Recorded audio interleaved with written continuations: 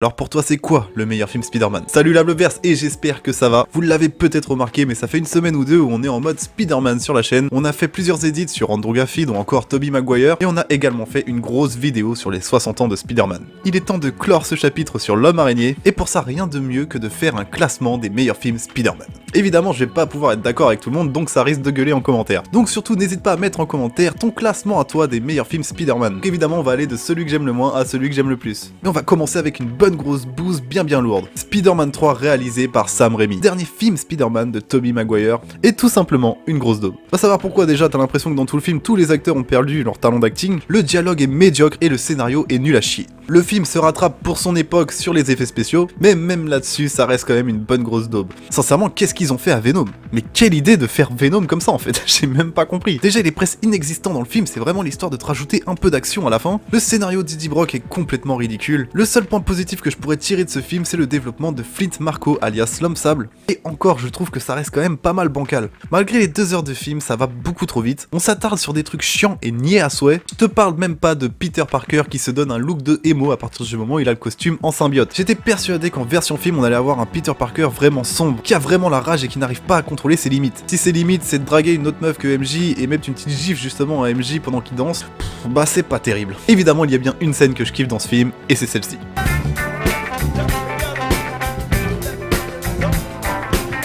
Même si ça reste complètement ridicule, c'est quand même culte de voir Tobey Maguire danser comme ça. Ensuite, c'est au tour de Spider-Man Homecoming. Attention, je ne trouve pas que le film soit nul à chier, ça reste sympathique à regarder. Mais c'est bien ça le problème, c'est que c'est juste sympathique à regarder. Bon ça, après c'est le délire du MCU, ils font beaucoup de films très génériques, malheureusement Spider-Man Homecoming en fait partie. On sent pas de réelle menace dans le film, même s'il y a un bon développement autour du vautour, on sent pas une menace vraiment très pesante. En fait, on voit bien que c'est un film de rattrapage parce qu'ils nous ont incrusté Spider-Man dans Civil War et du coup ils essayent un peu de développer le personnage à partir de là. Mais bon, en résumé, j'ai trouvé le film vraiment très teenage, bien que Peter Parker soit au lycée et que du coup ça concorde avec le personnage. Je sais pas, je trouve qu'on manque d'intensité, je saurais pas vraiment dire quoi, mais je trouve qu'il y a quelque chose qui manque dans ce film. Bon, je pense que c'est là que je vais en surprendre plus d'un, mais pour moi le suivant est Spider-Man réalisé par Sam Raimi, le tout premier, avec encore une fois Tobey Maguire. Pour le coup, on a des acteurs qui jouent bien, comparé à Spider-Man 3 où t'as l'impression qu'ils ont tous perdu leur talent d'acteur. Alors vous allez me demander pourquoi il est si bas dans le classement, et rassurez-vous, je n'ai pas pris en compte les effets spéciaux étant donné que c'est le premier film Spider-Man qu'on ait eu. Mais c'est peut-être justement ça le petit bémol de ce film, c'est que c'est le premier du genre et du coup on a fait quelque chose de très cucu.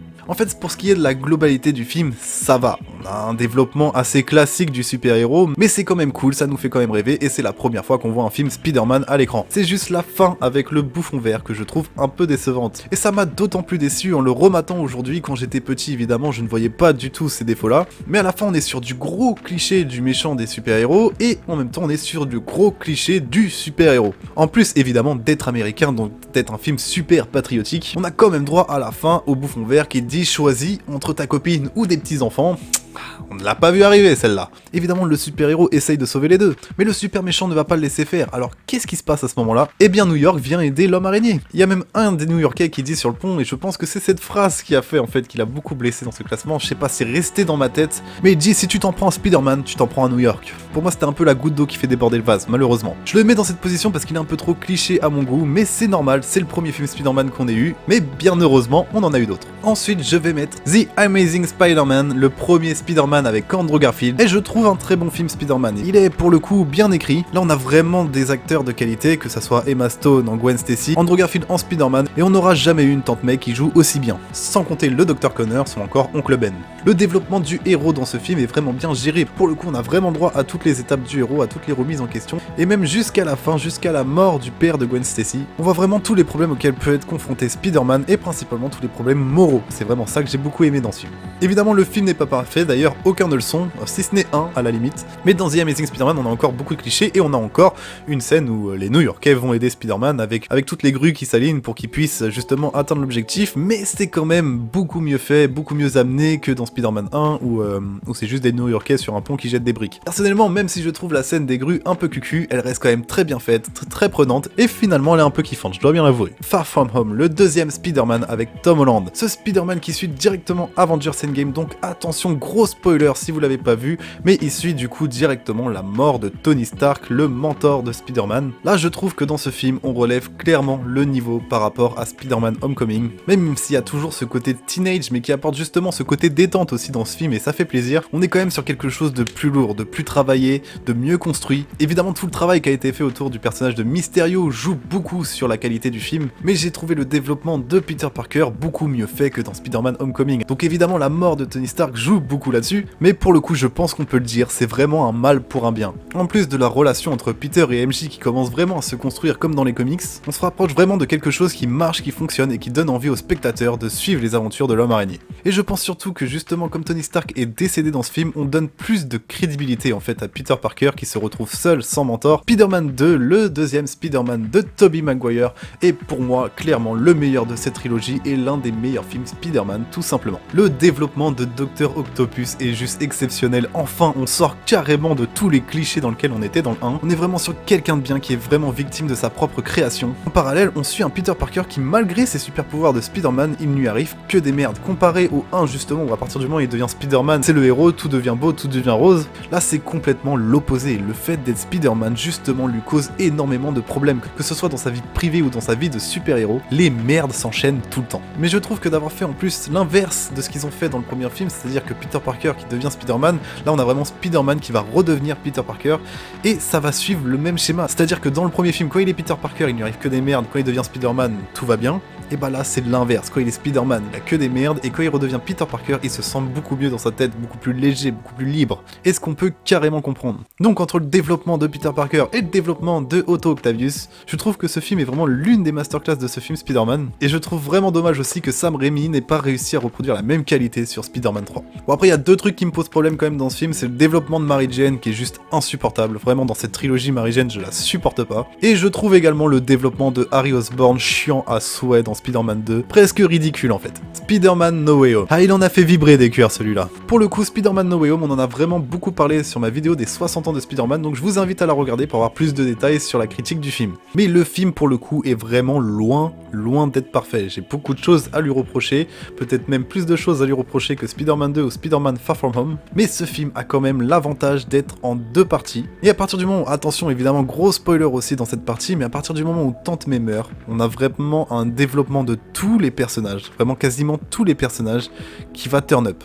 Vraiment tous les personnages, enfin le film devient vraiment bien à partir de ce moment-là. Pourquoi je le mets quand même devant tous les autres? Déjà pour l'acting, j'ai trouvé que Tom Holland nous a offert un acting qu'il nous a pas habitué à ça en tant que Spider-Man. Dans ses autres films évidemment il nous a habitué à ça.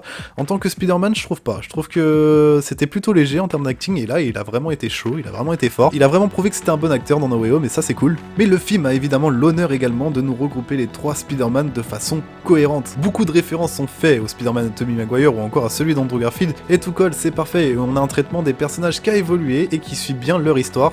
Peut-être même que le développement est mieux fait pour Tobey Maguire dans No Way Home qu'il a été fait dans Spider-Man 3. Le traitement d'Andrew Garfield pour moi dans ce film est juste parfait et je suis vraiment fan de la fin du film. Je suis vraiment fan de la décision de Peter Parker de repartir à zéro, de ne pas mettre ses amis dans la confidence, de ne pas reproduire les mêmes erreurs qu'il a pu produire et de devenir enfin le Peter Parker que tout le monde connaît.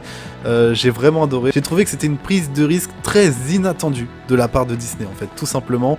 Je pensais pas que dans le MCU ils allaient faire ça et ils l'ont fait et j'ai trouvé ça vraiment très cool et pour moi c'était vraiment une réelle satisfaction de voir ça dans un film du MCU. Donc pour ça je tire mon chapeau à Spider-Man No Way Home. Et il nous en reste plus que deux, donc je pense que c'est à partir vraiment de là que je vais commencer à me faire des ennemis. Donc en deuxième position on a The Amazing Spider-Man, le destin d'un héros. Le deuxième Spider-Man avec Andrew Garfield et Emma Stone. Bien que ce film a eu beaucoup de reshoots et qu'il y a eu beaucoup de scènes qu'on a enlevées, je trouve qu'en finalité on a quand même quelque chose de bien, quelque chose qui vaut vraiment le coup d'être regardé. Et là ils ont réussi à bien faire ce que Spider-Man 3 a vraiment très mal fait, c'est-à-dire de faire un bon développement pour quasi tous les personnages. J'ai adoré évidemment le développement entre Peter et Gwen Stacy, vraiment là-dessus le film a totalement géré sur leur histoire d'amour et sur la fin du film qu'on connaît tous. Bon attention spoiler si jamais il y en a qui l'ont pas vu, mais quand Gwen Stacy meurt c'est juste un retournement de situation total. Je pense que la première fois qu'on a regardé le film il y a personne qui s'y attendait et ça rejoint totalement le premier Amazing Spider-Man. On est carrément sur la continuité avec la promesse que fait faire le père de Gwen à Peter Et le fait que Gwen meure à la fin, j'ai trouvé ça vraiment exceptionnel en soi,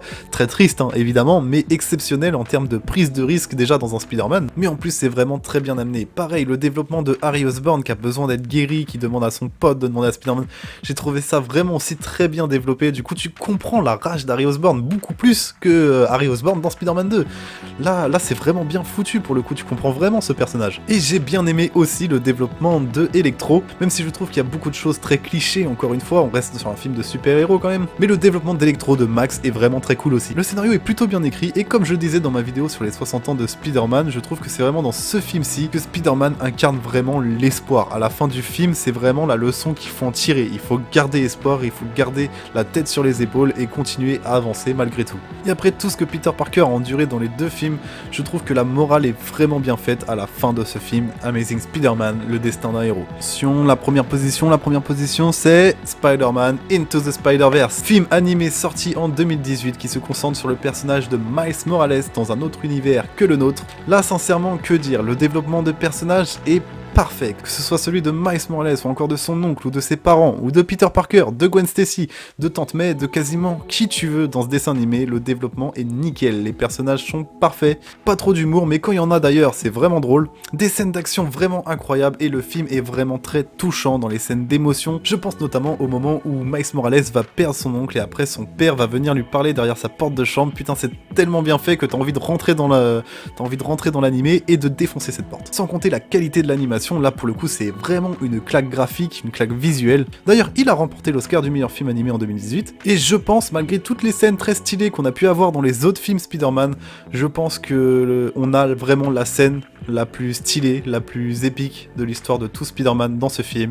Le moment où Miles Morales fait son costume avec Tante May et décide qu'il est temps pour lui d'aller sauver les autres Spider-Man. Ce moment où il lâche prise, où il saute en haut du building, ah j'en ai encore des frissons rien que d'y penser. Et sans parler évidemment de la bande-son magistrale qu'ils nous ont faite. Donc évidemment il est inutile de vous dire que j'ai trop hâte d'aller voir le prochain Spider-Man Across the Spider-Verse qui sort dans même pas un mois au cinéma. Voilà la Bleu-Vert, c'était mon classement des meilleurs films Spider-Man. N'hésite pas à me dire en commentaire quel est ton classement à toi, et n'hésite pas non plus à t'abonner à la chaîne pour soutenir mon travail. Il y a vraiment pas mal de formats sur ma chaîne et je t'invite à aller voir les shorts où j'ai fait plusieurs edits d'Andrew Garfield et de Tobey Maguire. Le plus important c'est que tu prennes soin de toi et moi je te dis à la prochaine. Ciao.